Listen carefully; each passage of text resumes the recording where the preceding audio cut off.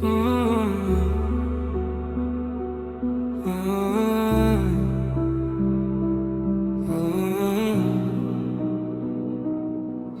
iar pe geam și orașul parcă știe tot ce n-am spus. Motorul merge, dar mine încă-i liniște. Am învățat să râd când mă durea, să spun sunt bine chiar dacă nu eram. M-am plimbat prin nopți cu farurile aprinse, poate lumina mă ducea unde erai. Mi-am pus sufletul în tot ce-am construit, în fiecare vis, în fiecare drum. Dar parcă toate străzile se opresc în locul unde ai rămas doar fum. Și dacă mă vezi, să nu crezi că nu mă simt. Doar am învățat să-mi ascund inima zâmbind. Dacă într-o noapte mă cauți printre stele, o să fiu lumina care nu se stinge. Te-am iubit chiar și atunci când tu priveai în altă parte.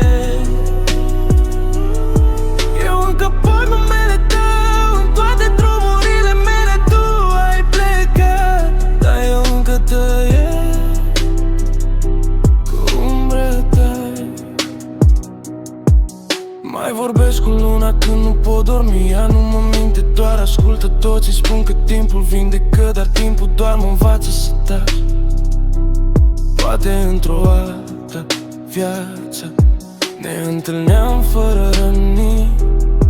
Poate atunci nu mai plecai din mâinile mele. Nu te învinovățesc, nici pe tine, nici pe mine. Uneori două suflete bune se întâlnesc la timpul greșit. Dacă într-o noapte mă cauți printre stele, o să fiu lumina care nu se stinge. Te-am iubit fără să cer nimic, doar să rămâi lângă mine.